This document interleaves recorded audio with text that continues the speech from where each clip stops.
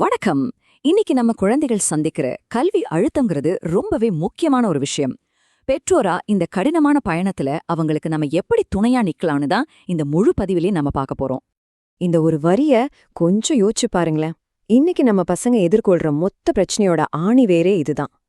எப்போ எப்படி ஒரு குழந்தையோட சுயமதிப்பு அவங்க வாங்குற மார்க்கோட சம்பந்தப்பட்டது? இது ரொம்பவே வருத்தமான ஒரு நிலைமை இல்லையா? சரி, வாங்க முதல் பகுதிக்குள்ள போலாம். நம்ம பிள்ளைங்கள ஒரு பிரஷர் குக்கர் மாதிரி மாத்துற அந்த அழுத்தங்கள் எங்கிருந்து வருது, அந்த 3 முக்கிய காரணிகள் என்னன்னு இப்ப நாம பிரிச்சு பார்க்கலாம். இங்க பாருங்க, இதுதான் அந்த 3 சக்தி வாய்ந்த அழுத்தங்கள். முதல்ல, படிப்புல நாம அவங்க மேல வைக்கிற தாங்க முடியாத எதிர்பார்ப்புகள். 2வது, சோஷியல் மீடியால மத்தவங்களோட தங்கள ஒப்பிட்டு பார்த்து வருத்தப்படுறது. கடைசியா, மனநலம் பத்தி பேசுறதே ஒரு தப்புன்னு நம்ம சமூகத்துல இருக்கிற அந்த பார்வை. சரி, அடுத்த பகுதிக்கு போலாம். இந்த மார்க் பந்தயத்திலிருந்து நம்ம பிள்ளைங்கள எப்படி வெளியே கொண்டு வர்றது, அவங்க கவனத்தை ஒரு ஆரோக்கியமான பாதைக்கு எப்படி மாத்துறதுன்னு சில நடைமுறை வழிகளை பத்தி இப்ப நம்ம பேசலாம். இந்த தரவரிசை மோகம் அப்படிங்கிறது என்ன தெரியுமா? ஒரு குழந்தையோட திறமை, அவங்களோட குணம், அவங்களோட மனிதத்தன்மை எல்லாத்தையும் ஓரங்கட்டிட்டு அவங்களோட மொத்த மதிப்பையும் ஒரு மார்க் ஷீட்ல இருக்கிற நம்பரா சுருக்கிறது தான். இதனால என்ன ஆகுதுன்னா, தோல்விங்கிறது கத்துக்கிற ஒரு விஷயமா இல்லாம வாழ்க்கையோட முடிவா பார்க்கப்படுது. இது ரொம்ப ஆபத்தானது. இந்த ரேங்க் மோகத்தோட விளைவு என்னன்னு யோசிச்சு பாருங்களேன். நம்ம பசங்க தினமும் 12 மணி நேரம், ஏன் 14 மணி நேரம் வரைக்கும் படிக்கிற ஒரு மெஷினா மாறிடுறாங்க. இதுல தூக்கம் போகுது, மன அமைதி போகுது. இது ஒரு ஆரோக்கியமான வாழ்க்கையே கிடையாது.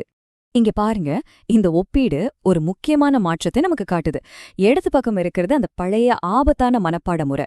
ஆனா வலது பக்கம் ஒரு அருமையான தீர்வு இருக்கு. நேர ஒதுக்கீட்டு முறை. அதாவது டைம் பிளாக்கிங். ஒரு நாளை சின்ன சின்ன பகுதிகளா பிரிச்சு படிப்பு, ஓய்வு, விளையாட்டுன்னு எல்லாத்துக்கும் நேரம் ஒதுக்குறது. இதனால தோல்வியை கண்டு பயப்படாம அது ஒரு பாடமா ஏத்துக்கிற பக்குவம் வரும். முக்கியமா அவங்க வாழ்க்கை அவங்க கட்டுப்பாட்டுல இருக்கிற ஒரு உணர்வு கிடைக்கும். இப்ப நாம ரொம்ப ரொம்ப முக்கியமான, ஆனா நம்ம பேச தயங்குற ஒரு விஷயத்த பத்தி பேச போறோம். நம்ம பிள்ளைங்களோட மனநலம், அந்த மௌனச்சுவரை எப்படி உடைக்கிறதுன்னு பார்க்கலாம். இந்த நம்பர் கொஞ்சம் பாருங்க. 70%. அதாவது, நம்மள சுத்தி இருக்கிற 10 மாணவர்கள்ல 7 பேர் மனப்பதட்டத்தால கஷ்டப்பட்டுட்டு இருக்காங்க. இது எவ்ளோ பெரிய மறைக்கப்பட்ட ஒரு நெருக்கடி தெரியுமா? ஆனா இதைவிட அதிர்ச்சியான உண்மை இதுதான். அவ்வளோ கஷ்டப்படுற அந்த 70% மாணவர்கள்ல வெறும் 10%த்துக்கும் குறைவானவங்க தான் உண்மையிலேயே உதவி கேட்டு ஒரு நிபுணரை பார்க்கறாங்க. யோசிச்சு பாருங்க, எவ்வளோ பெரிய இடைவெளி இது. ஏன் நம்ம பசங்க உதவி கேட்க இவ்ளோ தயங்குறாங்க? அதுக்கு சில முக்கிய காரணங்கள் இருக்கு. 1. Social media. அதுல மத்தவங்களோட போலியான வாழ்க்கைய பார்த்து தங்களையே தாழ்த்திக்கிறது. 2வது, மனநல சிகிச்சை எடுத்தா எதிர்காலத்துல வேலை கிடைக்காது, வெளிநாடு போக முடியாதுன்னு ஒரு பயம். 3வது, நம்ம சமூகத்துல ஆழமா வேரூனி இருக்கிற ஒரு தப்பான பார்வை. அப்போ பெற்றோரா நாம என்ன செய்யணும்? நாம செய்ய வேண்டிய முதல் மற்றும் மிக முக்கியமான விஷயம் இதுதான்.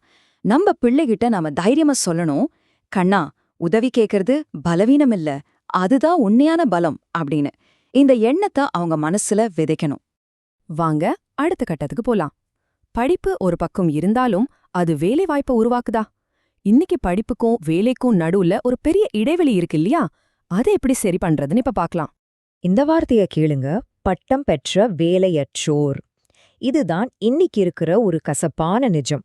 அதாவது, கையில டிகிரி சர்டிபிகேட் இருக்கும், ஆனா ஒரு வேலையை செய்ய தேவையான நிஜமான திறமைகள் இருக்காது. இதுதான் நிறைய பட்டதாரிகளோட நிலைமை. இந்த சார்ட் பார்த்தா நிலைமையோட தீவிரம் இன்னும் நல்லா புரியும். 4ல 3 கல்வி நிறுவனங்கள்ல இருந்து வர்ற பட்டதாரிகள் கிட்ட இண்டஸ்ட்ரிக்கு தேவையான திறமைகள் இல்ல. பெற்றோரா, நீங்க இவ்வளவு கஷ்டப்பட்டு செலவு செஞ்சு படிக்க வச்சதுக்கு இப்படி ஒரு நிலைமை வந்தா எவ்வளவு வேதனையா இருக்கும். அப்ப இதுக்கு என்னதான் தீர்வு? நம்ம பிள்ளைங்களை எப்படி எதிர்காலத்துக்கு தயார் பண்றது? இங்க பாருங்க, ஒரு தெளிவான வழி இருக்கு. ஒரு டிகிரிங்கிறது ஒரு பேஸ்மெண்ட் மாதிரி தான்.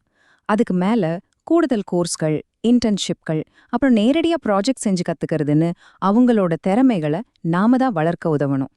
சரி, நாம இப்ப கடைசி பகுதிக்கு வந்துட்டோம். இது முழுக்க முழுக்க உங்களுக்கானது. இந்த மொத்த மாற்றத்திலையும் ஒரு பெற்றோரா உங்களுடைய புதிய பங்கு என்னவா இருக்கணும், அத பத்தி தான் இப்ப பேச போறோம். நாம நம்ம பிள்ளைங்களோட படிப்புக்காக எவ்ளோ தியாகம் பண்றோம் இல்லையா? அந்த தியாகம், அந்த பணச்செலவு அவங்க மேல ஒரு பெரிய மன அழுத்தத்தை உருவாக்குது. அது பணக்கடனை விட ஒரு பெரிய மனக்கடன் மாதிரி அவங்களுக்குள்ள இருக்கு. அதனால வெற்றினா என்னங்கிறதையே நாம மாத்தி யோசிக்கணும். டாக்டர், இன்ஜினியருங்கிற ரெண்டே பாதைய தாண்டி இந்த உலகத்துல எத்தனையோ வழிகள் இருக்கு. உங்க பிள்ளைக்கு எதுல ஆர்வம் இருக்கோ அதுக்கு முக்கியத்துவம் கொடுங்க. எது அவங்களுக்கு உண்மையான சந்தோஷத்தையும் திருப்தியும் கொடுக்கும்னு அவங்களோட மனவிட்டு பேசுங்க. நம்ம இவ்ளோ நேரம் பேசினதோட மொத்த சாராம்சமும் இந்த ஒரு வரியில இருக்கு. மார்க்குக்காக மனப்பாடம் பண்றத விட வாழ்க்கையில விழும்போது துவண்டு போகாம எழுந்து நிக்கிற தைரியம் தான் முக்கியம். அதுதான் ஒருத்தருக்கு நாம கொடுக்கக்கூடிய உண்மையான திறமை. கடைசியா நான் உங்கள ஒரு கேள்வியோட விட்டுட்டு போறேன். யோசிச்சு பாருங்க, ஒரு பெரிய பட்டத்துக்காக நம்ம பிள்ளைங்களோட மன நிம்மதிய, சந்தோஷத்த, சில சமயம் உங்க உயிரையே பணயம் வைக்கிறோம்னா அந்த பட்டத்தோட உண்மையான மதிப்பு தான் என்ன? யோசிப்போம். நன்றி.